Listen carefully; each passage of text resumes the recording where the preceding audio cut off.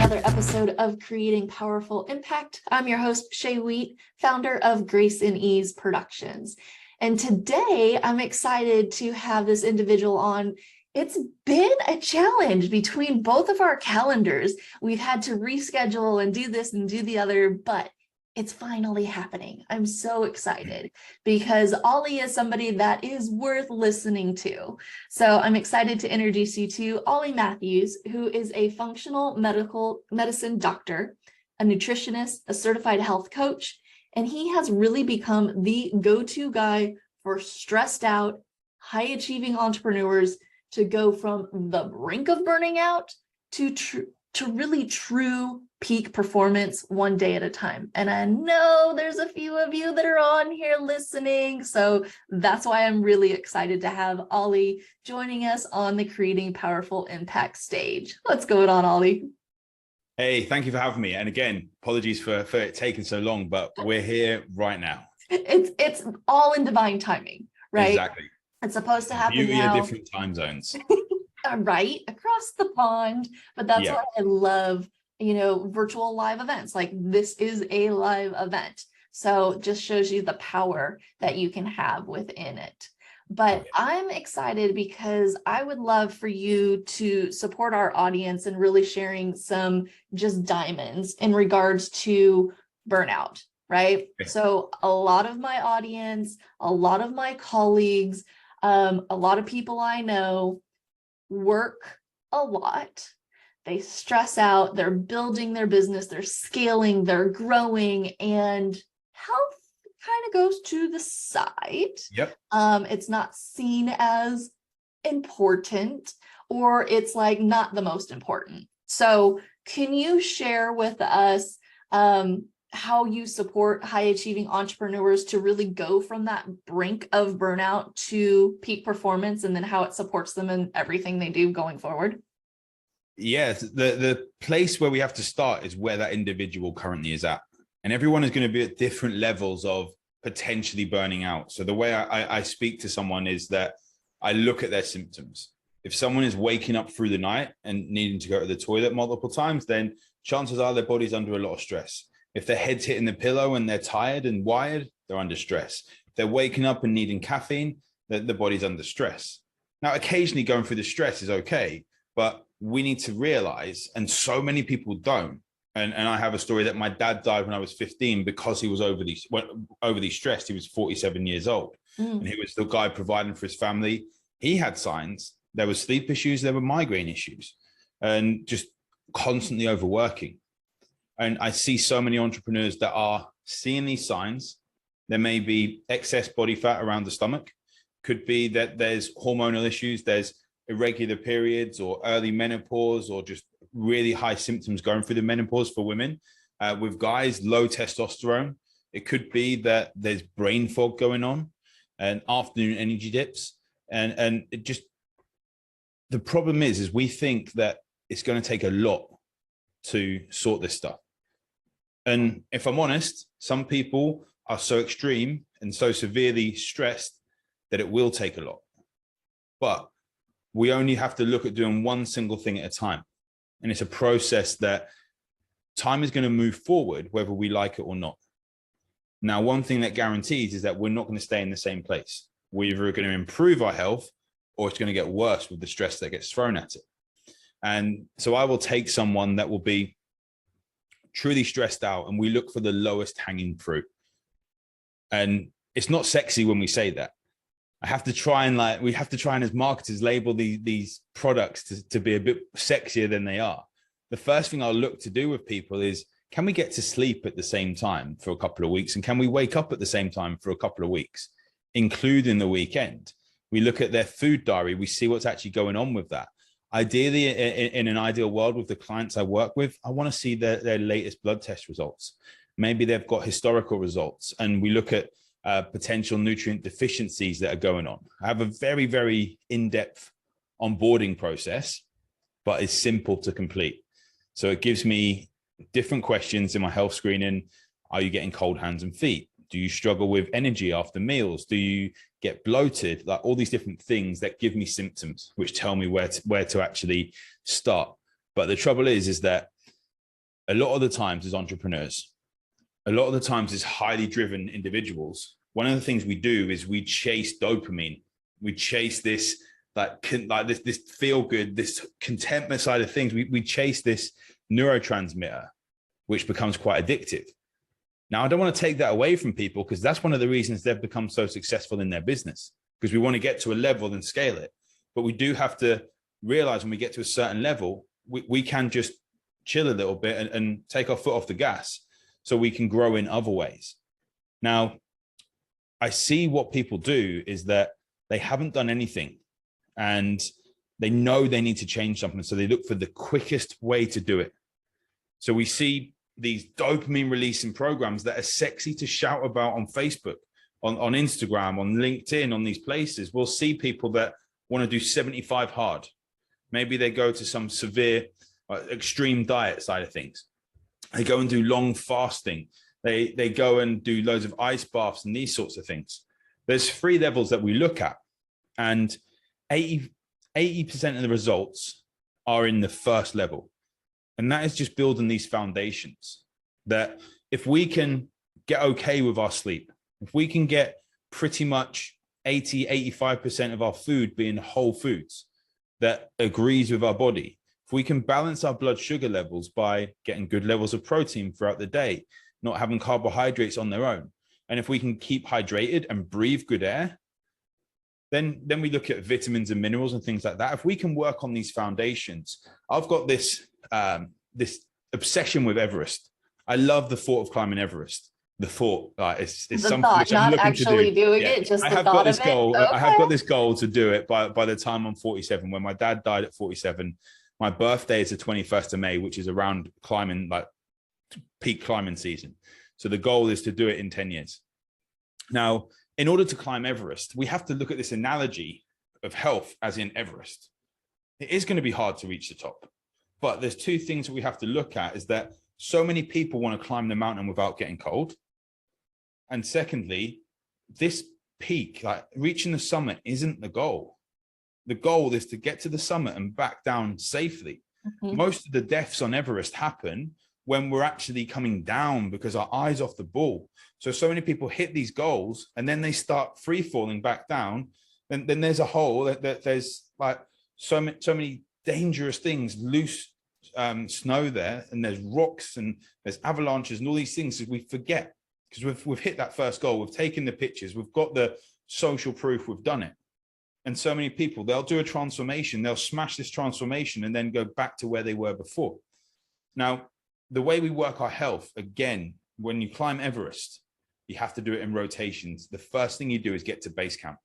It takes 12 days to trek there. It takes 8 days to trek back. So the first thing is we get this foundational level of health. We make sure you're able to sleep. We make sure you have great energy throughout the day. We make sure your digestion is good. We make sure that your hormones are nicely balanced so that you end up that you've got good testosterone when you need good testosterone. Your cortisol is high when you need your cortisol high. Your melatonin is high when we need it to go to sleep. That your circadian rhythm is on track. And they're the things that acclimatization at base camps happen. And then we may get things like a launch. Now, when you climb the mountain, you do rotations. So you go up to camp 1 and you then come back down and acclimatize. You go up to camp 2 and come back down. And then up to camp 3. And then some people do another rotation. They come back down and do 1, 2, 3. Then there's camp 4 and what they call the death zone and the summit. Now, our body needs to acclimatize at those levels.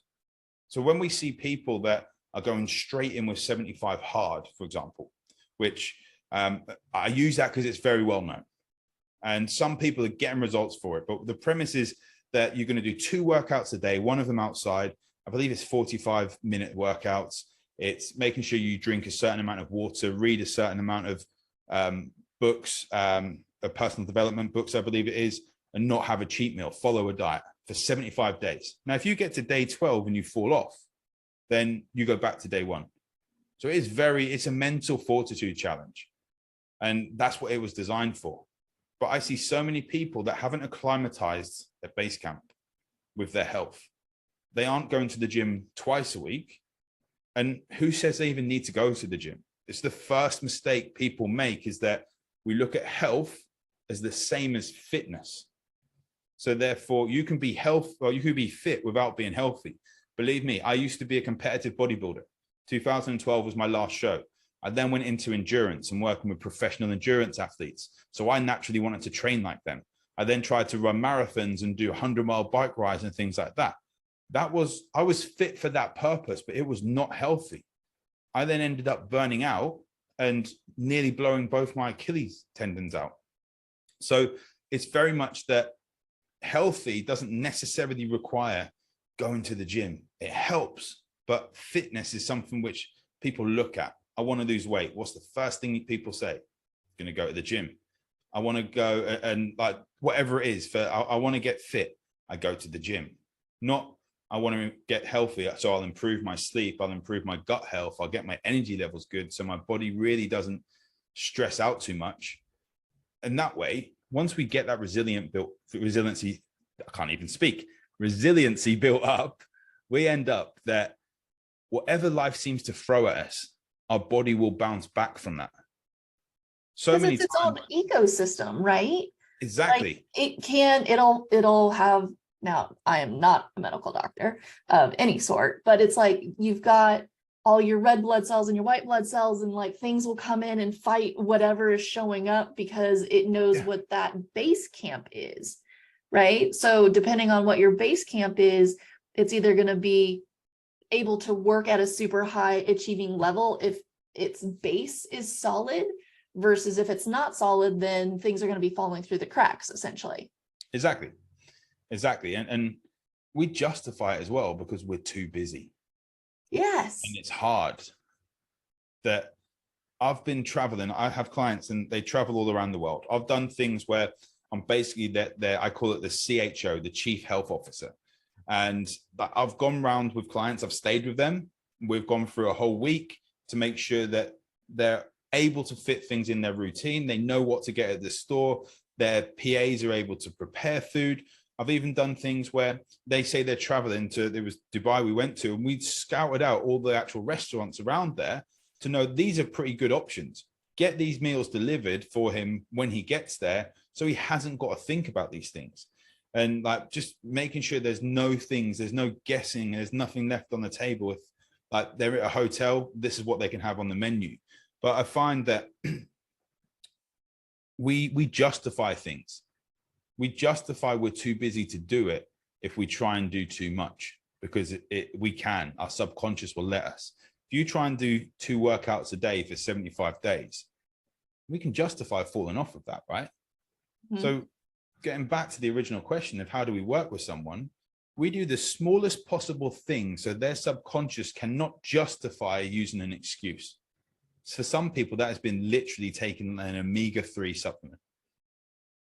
And for a week, build on success, then add something else, then something else and something else. It depends where that person is at in the capacity. Does it take longer? I actually don't think it does, because you don't fall off as much. Mm-hmm.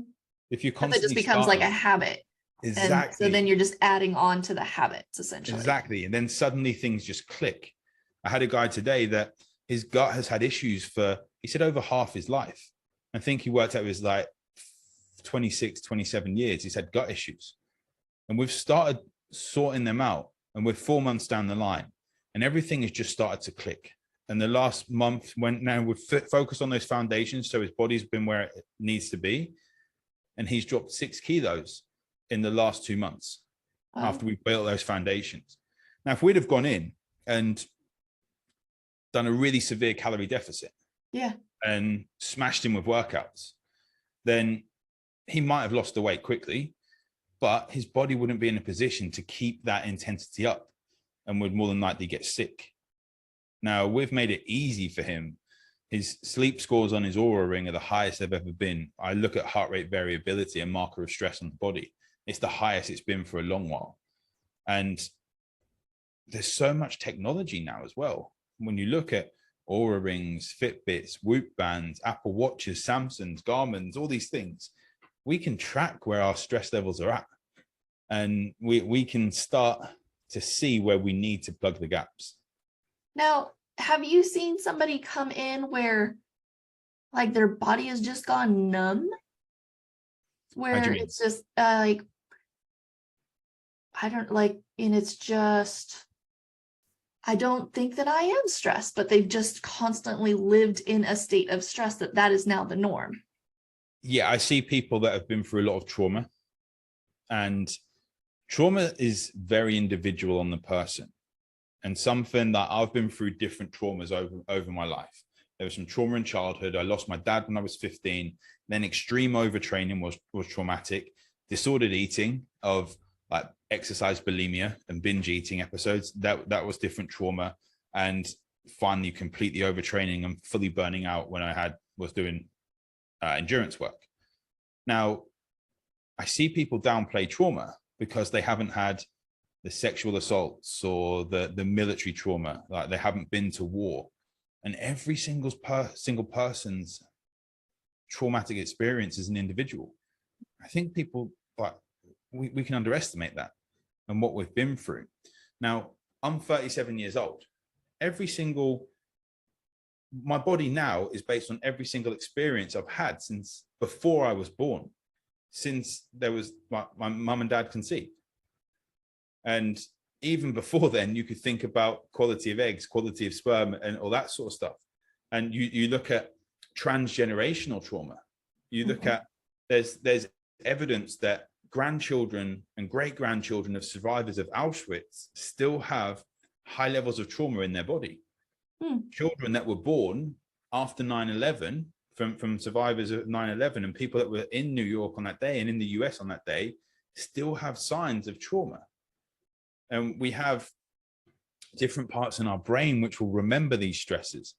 And we have to undo those. And one of the way we look at those, there's a thing called the polyvagal theory. Have you heard of that?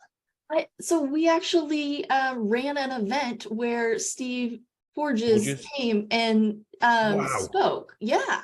I'd never heard of it before, but the Polyvagal Institute and another company came together and wanted us to produce the event for them. I'd never heard of it before. Yeah. It's interesting though, when we look at polyvagal theory and especially the vagus nerve, how people don't have vagal tone, good vagal tone, and how we can improve that.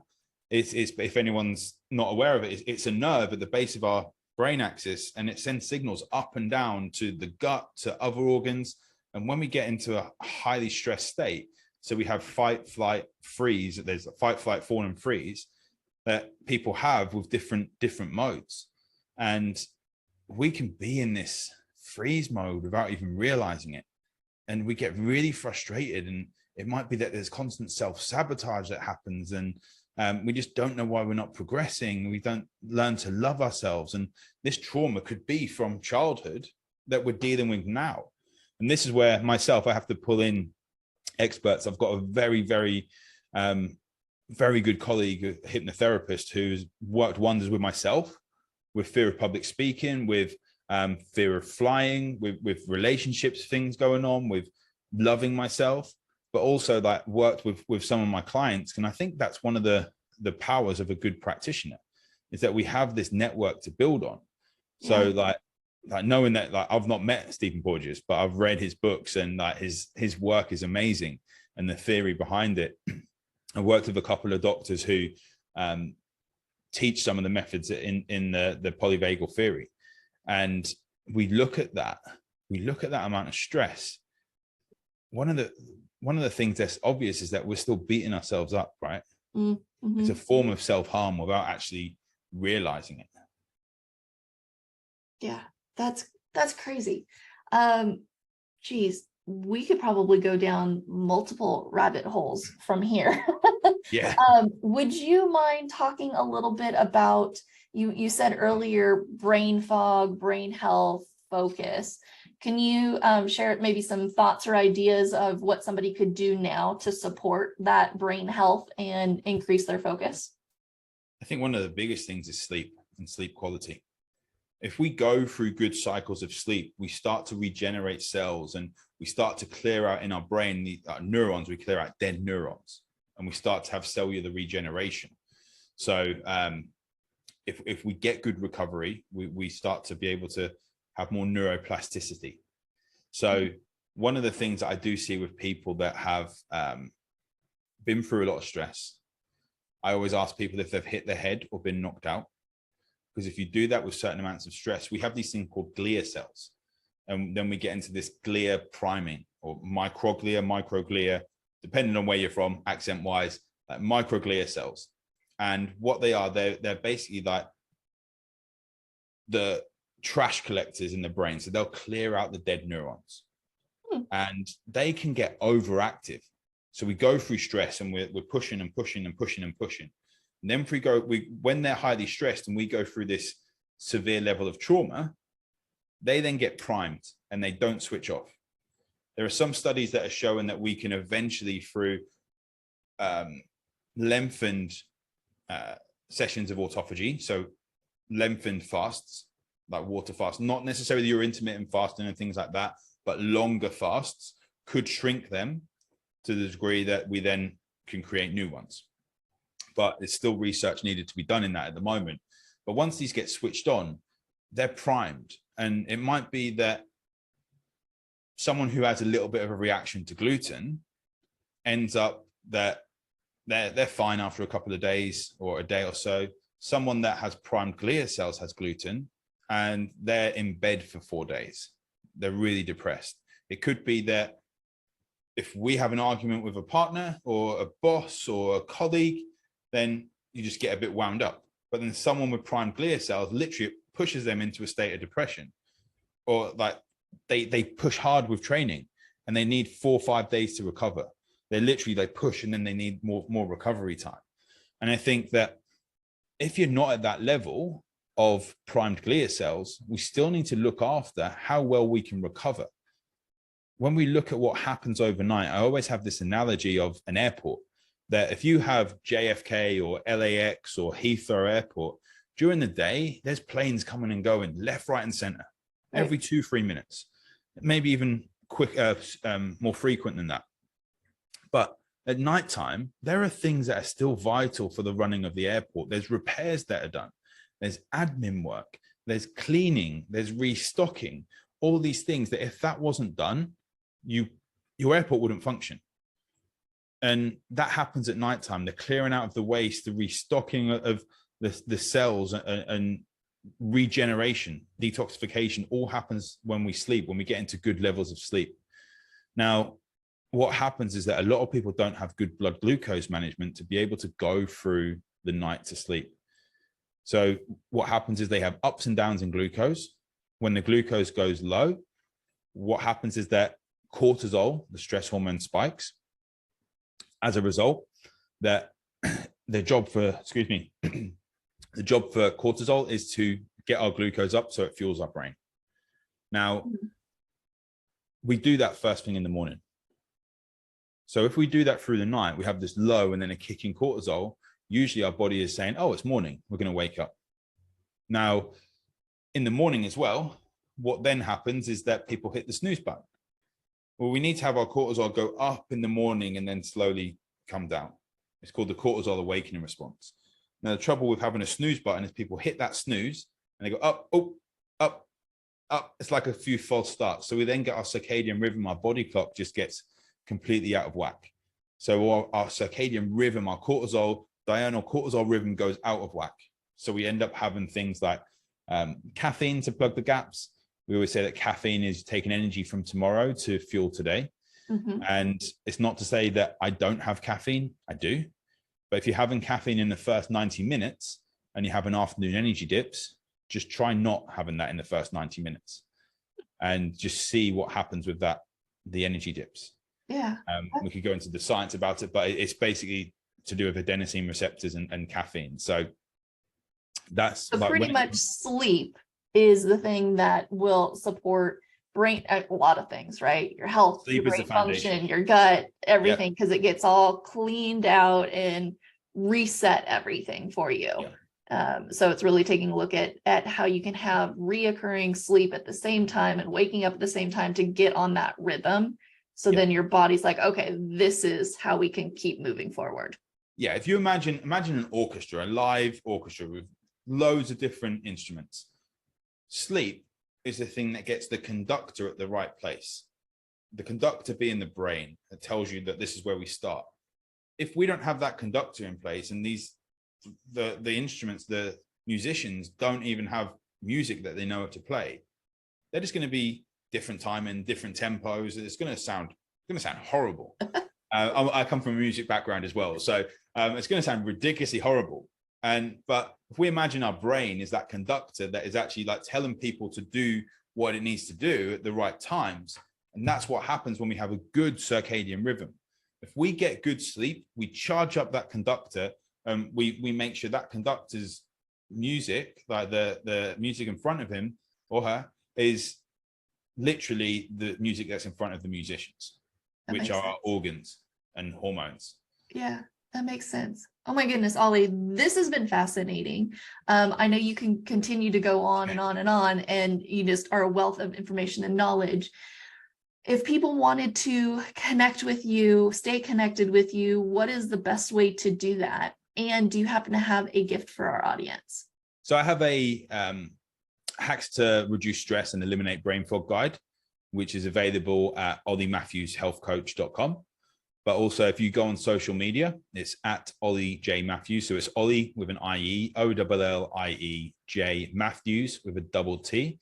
And you can message me any questions you have on there. There's a contact me on the website. But yeah, I love creating content as well. So if you message me, I'm not just going to try and push sales or anything like that. If I've got content already on the questions you have, then I'll link you to that content. If I haven't, then chances are I'll make content, because that's the content that people want. So don't be shy and message me as many questions as you may have. I love it. I love it. And so we'll put all the links in the show notes so you can stay connected with Ollie. Now, my last question for you. What is a takeaway or memorable note you'd like to leave our audience with? There's a couple of questions. So there's going to be two questions, but it's into one. In functional medicine that we ask, and I ask all clients it at the start. What one thing can you take away from your life right now that would make your health better? Everyone knows one thing. And what one thing could you add to your life right now that would make your health better? And once we realize that and we be open and honest with ourselves, it's our choice to implement those things, no matter how busy you are, no matter like as a business person, as a parent, as a friend, just as a person, no matter how busy you are, there's always going to be one thing you can add and take away that can improve your life. It's your choice to do it. Beautiful. Thank you so much for being with us today, Ollie. And I want to thank our audience for joining us on another episode of Creating Powerful Impact. I'm excited for you to take all the lessons and the resources and the things that you've learned here today, start implementing them, and create even more impact in your world. Until next time, have an outstanding rest of your day. Take care. Thank you so much for listening to the Creating Powerful Impact podcast. If you are a successful coach, speaker, author, or thought leader who would like to be on this program, simply visit creatingpowerfulimpact.com/guest. If you are someone who got something out of this interview, would you please do me a favor and share this episode on social media? Just do a quick screenshot with your phone and text it to a friend or post it on your socials. Also, if you know somebody that would be a great guest, tag them on social media to let them know about the show and include the hashtag Creating Powerful Impact. I love seeing all of your posts and great guest selections. We are regularly putting out new episodes and content. To make sure you don't miss any episodes, go ahead and subscribe. Your thumbs up, ratings, and reviews go a long way to help promote the show, and they really mean a lot to me and my team. Want to know more about us? Head on over to our website, graceandeaseproductions.com, or follow me on LinkedIn, Facebook, or Instagram. Just look for Grace and Ease Productions on your favorite platform. Thanks for listening. We'll see you next time.